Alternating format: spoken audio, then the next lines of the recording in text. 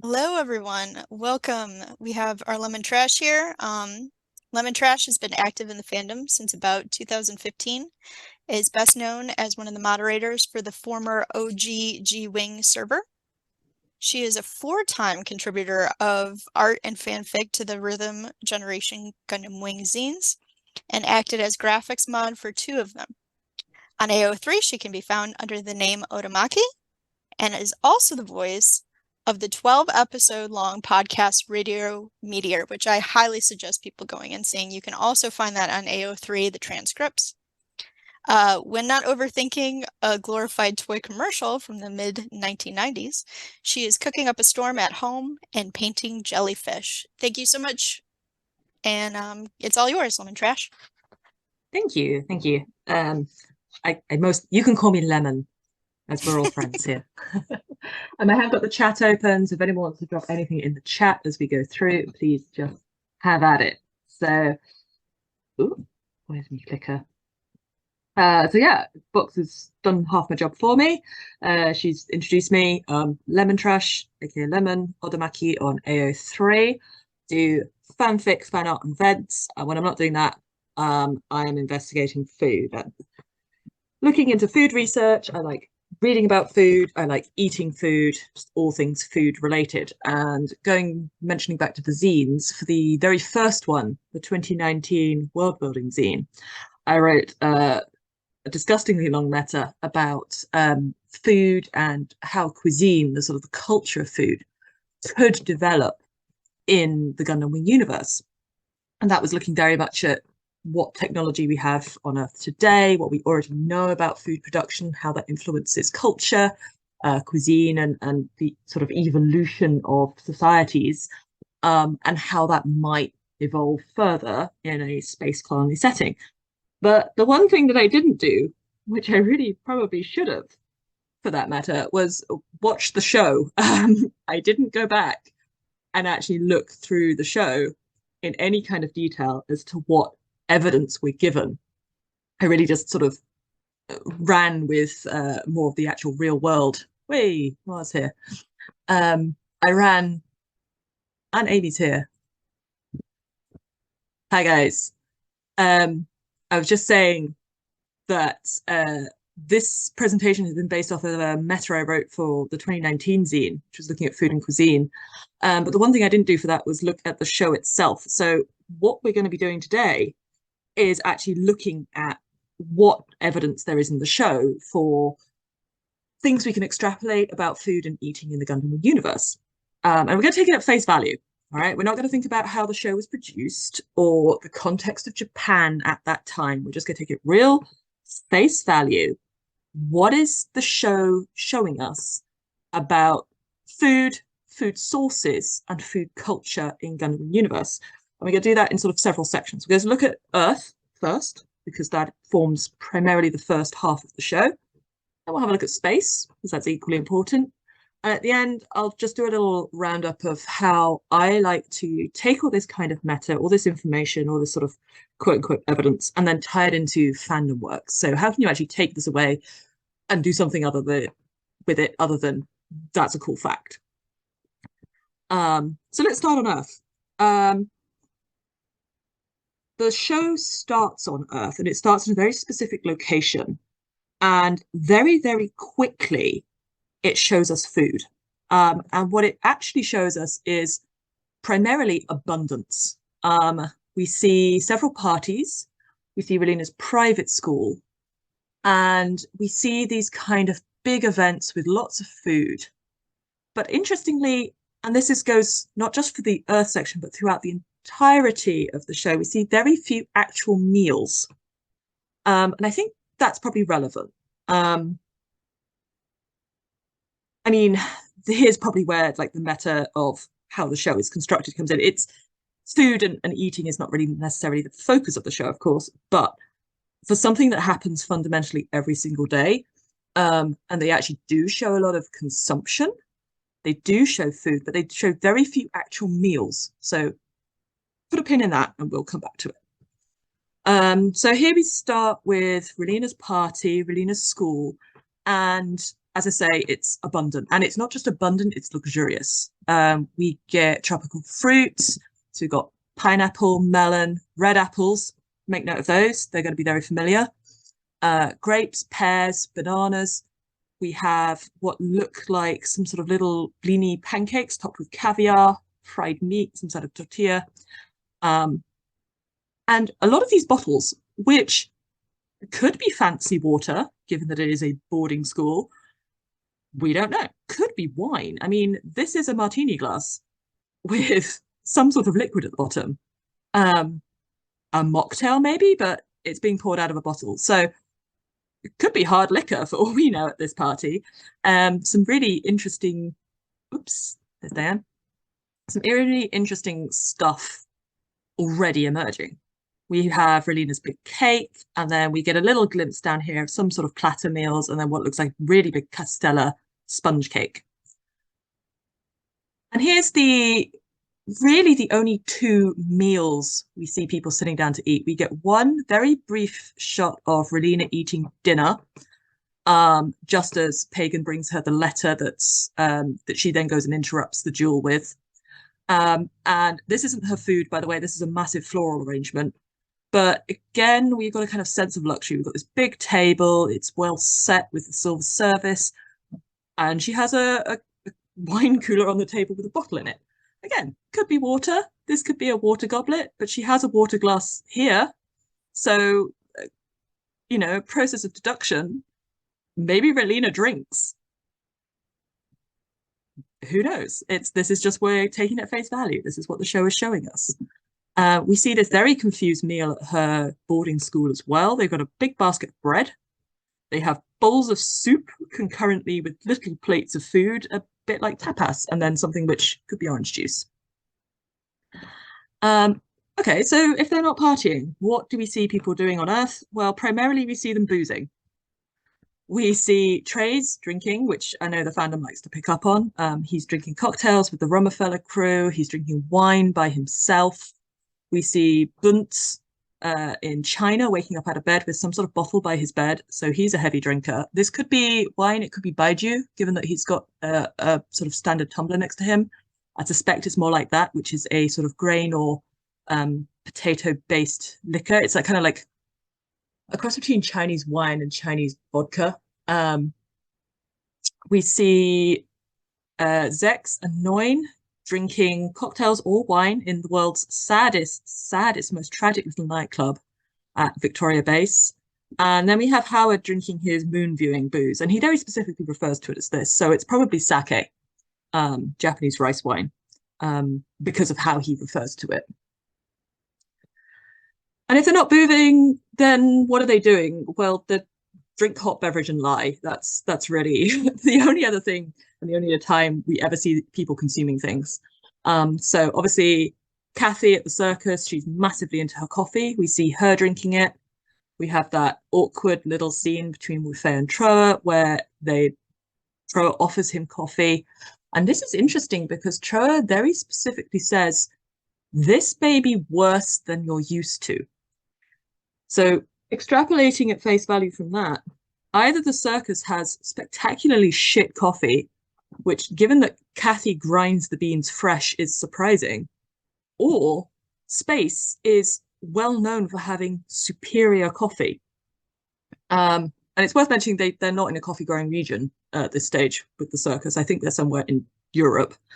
But yeah, that comment seems to imply that Space may have better quality coffee than Earth, and to the extent where even L5 is assumed to have better coffee than Earth, given that Troa has probably never been to Wufei's colony.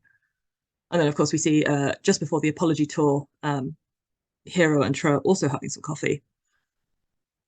We see coffee, and it was contextualized by a coffee pot at Relina's private school. We see, yeah, that's a very fair point. Kathy could just be bad at making coffee. She could be grinding those fresh beans and then wrecking them. We see the Maganaks preparing coffee in the desert, and they have a slightly different type of coffee pot. We see Katja drinking coffee, and we see Katja drinking coffee, and we see Katja drinking coffee, and we see Katja drinking coffee with Hero and some random guy. And then we see Catra's butler, who appears once and is never mentioned again, bringing him coffee. So he is well caffeinated, this boy. He's vibrating his way through this war. And if not coffee, then what? Well, again, they're still just drinking things. It's tea. And this is largely feminized. There's a very strong divide. Other than Kathy, most of the women are shown drinking tea or an unidentified beverage.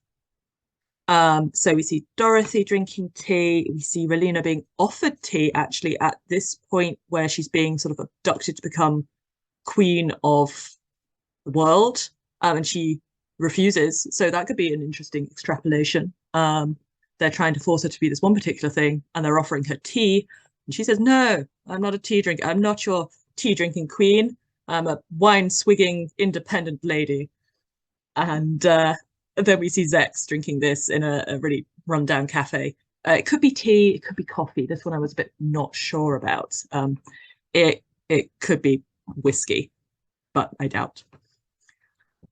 And so that's what the rich people go for. They generally have decent stuff, and then people drink things. And what about the poor people? Well, meals are very simplified. You have soup, you have bread, you have apples, and that's it. Kathy makes soup, famous soup. What you may not remember is that she makes two soups. She makes some kind of like cream stew with potatoes and carrots, and she makes some sort of borscht, or maybe it's a meat stew. And they're quite chunky, they're quite rustic, which is fair and fitting, I think, for the environment that she's portrayed as being in.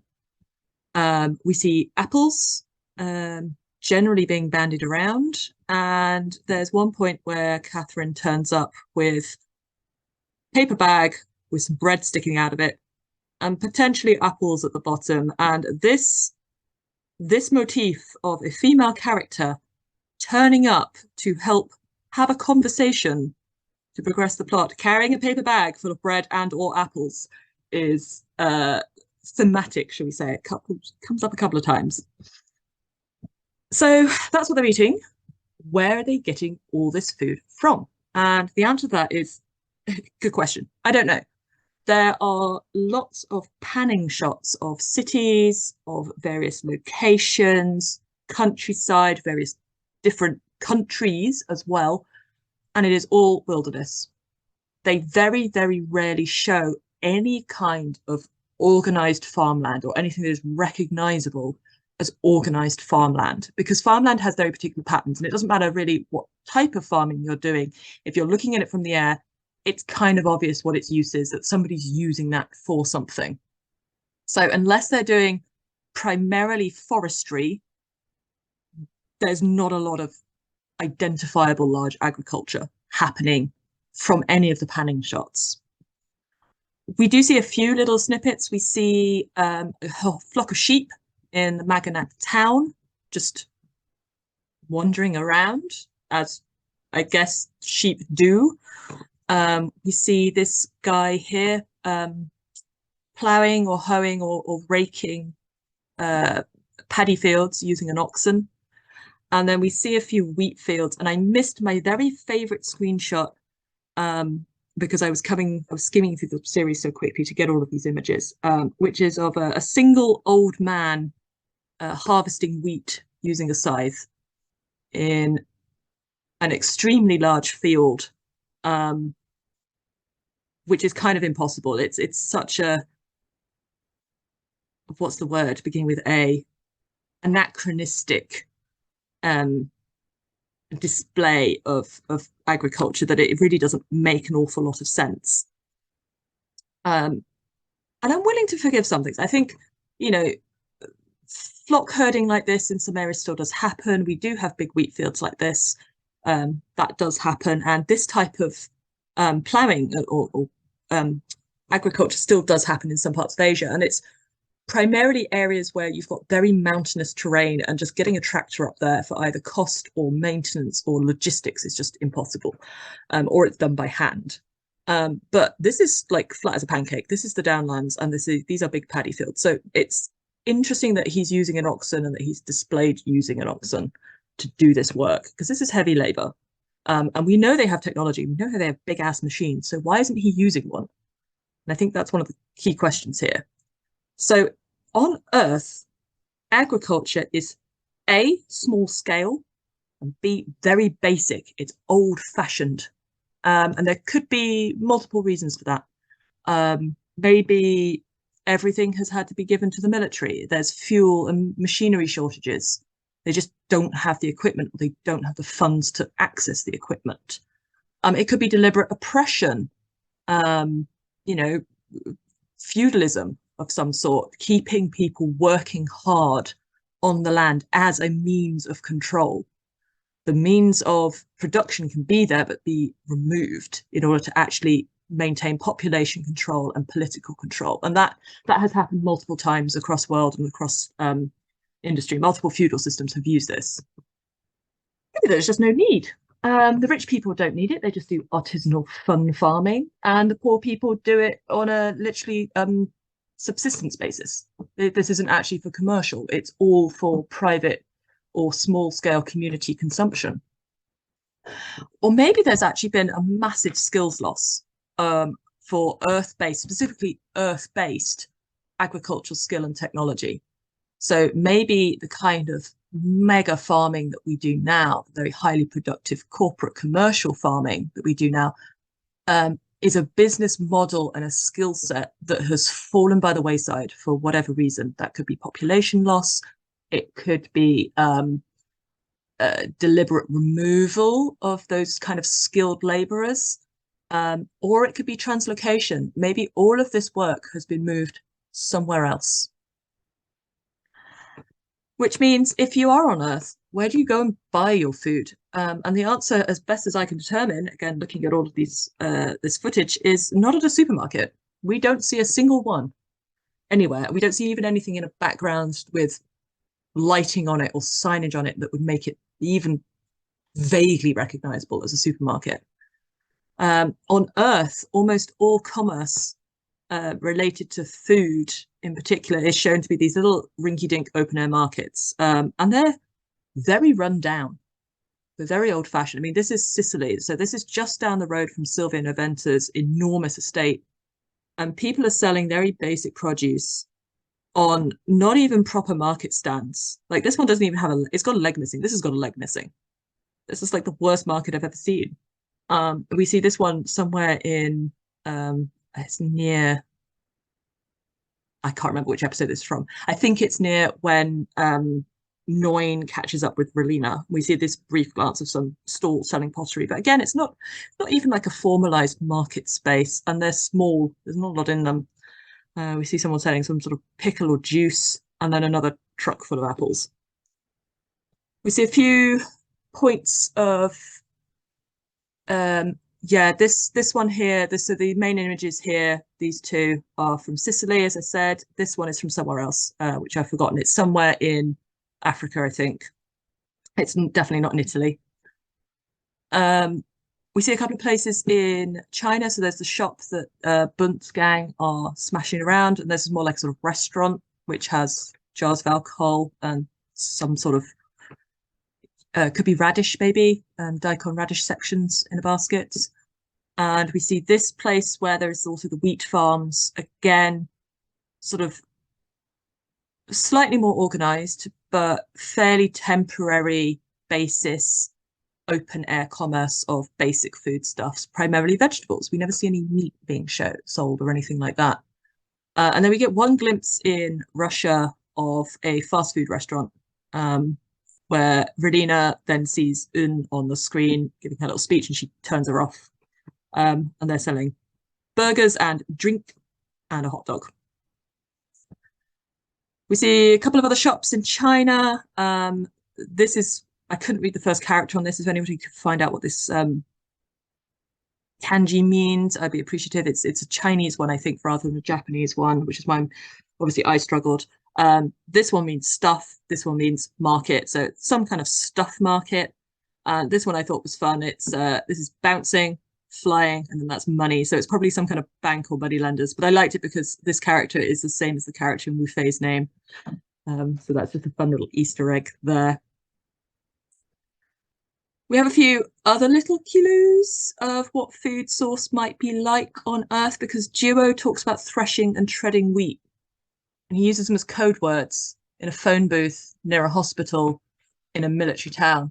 And he seems to think that if anybody overheard this, they would think it would be a totally normal conversation and not at all weird and suspicious. I don't know about you, but if somebody sat down on the train next to me in my city and started saying these words, I'd be like, he's definitely not really talking about farming. That's just weird. So it does kind of imply that wheat agriculture might be quite a big deal on Earth. Again, just food for thought, excusing the pun.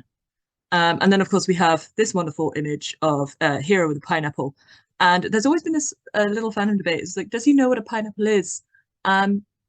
I'm going to say he probably should, because they seem to have loads of them knocking around at Relina's school, at her party, and other things like that. Maybe he's just never paid any attention. But there is a chance that Hero could have encountered a pineapple before this pineapple. So our conclusions, when we look at the Earth, we have a incredibly wide divide, a very clear and systematic divide between not only what the rich eat and how much they eat, the variety they eat, but also that they must get it from somewhere else because they're not getting it from the same kind of places that the poor people are getting it. They have some kind of shops because Kathy bought bread and apples in a bag. But we don't see any supermarkets, we only see markets. There's no real large scale or meaningful agriculture. Cities appear to have, fast food outlets, maybe some restaurants and cafes, but smaller towns seem to be reliant on open air marketing. And poor people or working class people are shown to live on very basic foodstuffs. Soup, bread, apples. So if that's what's going on Earth, what's happening on space? And to really answer this question, we're going to have to flip this on its head. So when I looked at Earth, I looked at what people were eating, and then I looked at where it might come from. In space, we're going to do the opposite. What do colonies even have? Where are they growing stuff? Where are they making food or sourcing food from? Maybe different sectors. And we're lucky, actually, we get quite a number of panning shots of the colonies throughout the show. Most of them, if not all of them, are this torus-shaped colony system with one or two big donuts on them. We see this first shot of L1, where Relina goes up with her dad before he gets exploded. And it's very urban. We have this kind of solid urban density with a single sort of highway going up the middle, few link roads, and then one big green space here, which is presumably just public urban green space. This is not the type of green space, and it's not the type of patterning on it that you would really imagine would be producing any kind of meaningful agriculture whatsoever. Maybe a little community orchid, maybe a little grow your own patch, but nothing significant. And then equally on L1, we see this, which is very different. Now, this is what I would call organized agricultural land. It's very clear, it's set into grids. You have these dispersed buildings with patterns of green space and rows of green space on it that tally with farming. So they are definitely producing food here, and they're producing it on a big scale. We also have clouds. So some sort of weather system pushing all this along, keeping it all fed and watered. And then I want you to pay your attention to this little strip here, which seems to be very densely planted with trees. So this could be forestry, which would produce a huge amount of product, not only in terms of timber, but also in terms of forestry products as well. So you could do all kinds of this things in here. You could grow fruit trees, you could grow nut trees, you could grow or you could rear poultry in the understory, quail or pheasant or anything like that. You could probably do quite a lot in that kind of space. And it's kind of hard to assume what the scale of this is. I mean, we've got 1, 2, 3, 4 stories here on just this block, but then it goes a long way down. So we're looking at maybe, up to 40 stories, 30 stories on each of these big blocks here. And there's a hell of a lot of them. So that is churning out a hell of a lot of green, which is very interesting to me. Another little close-up of these, and we see these all over the place. We get another view of L4. All of these colonies seem to be built on very similar structure, with just differences in how they're blocked out inside. So this is L4. We get little centres, less of a block compared to L1, which is just a huge density, and then a segregation. Here it's a bit more mixed together. And then down here, and I think this is L1 again, we see urban district, an urban centre, a big bit of blue infrastructure, and then we've got some sort of suburbs petering out to this green space, and then these green lungs they're probably for air production running all along the side of the colony, and again on L4. Here's another shot of L4. Again, we see a lot less density. It's a bit more suburban. It's a bit more spread out. And here we start to get a bit more, like, I guess you would call it falsified wilderness. It's public space, but it's a bit more for rambling or maybe for a little bit of small scale agriculture muddled through there. And then this is my favorite because this is L5 and there's a marked contrast. Look at these. They're brown, they're dead. There's nothing there. There's nothing growing here. And this is really symptomatic of what they were talking about when they say Wuffei's colony is failing. You can see all of the buildings have kind of been removed. Nobody's living here. They're down here and they're down here in the bits that are still able to maintain some greenery. And they've got a river. We don't see that on any of the others. But there's an active river meandering through his colony, which is fantastic. That's so cool. They could do all sorts with that. You know, we've got maybe fish products coming from this. So the summary of what we can tell about space by just looking at the structure of the space colonies is they tend to have separate agricultural space, but it's on the same layer.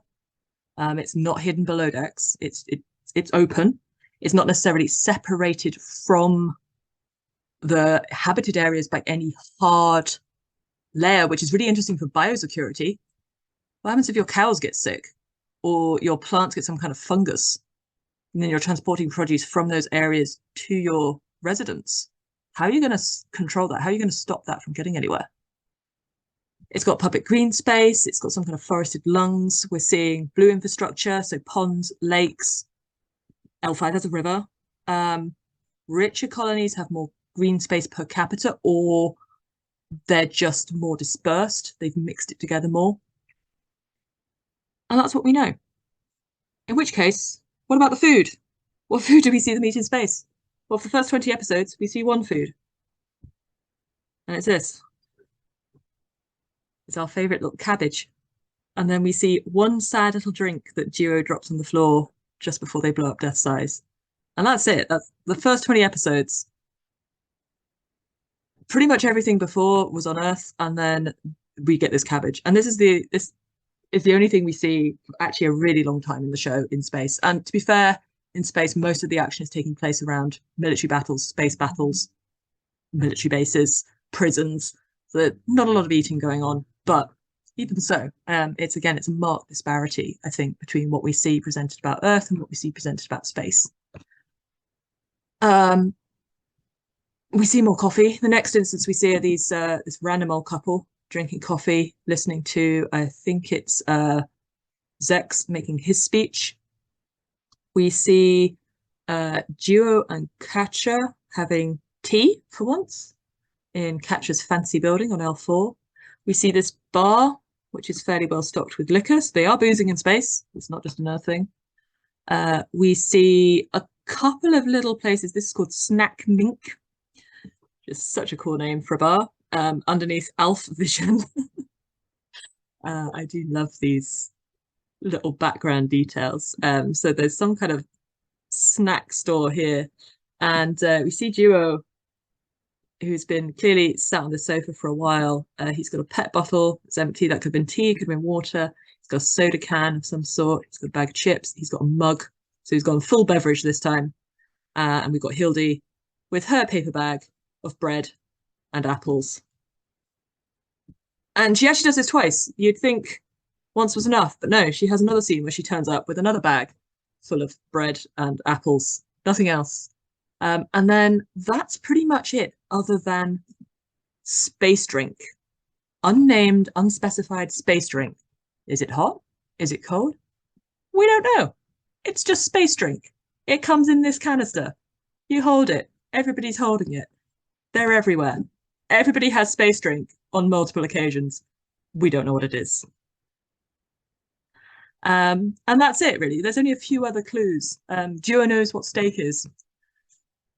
From Earth, from space, we don't know. Maybe it's like a space myth. And then we have on Piece Million, deli and grill, hot and entrees, the four main food groups of space.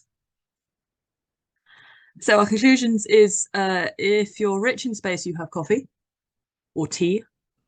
Space has a lot of agricultural use, which seems to be very active. So maybe this is where Earth is getting all its stuff from. If space has so much agriculture and Earth has no visible agriculture, maybe this is where it's coming from. We see a lot of snack bars and fast food outlets and a lot of processed food. We see a lot more processed food in space than we do on Earth. I think in Endless Waltz, we also see like a Chinatown open air food court or restaurant where Duo chokes on a meat bun.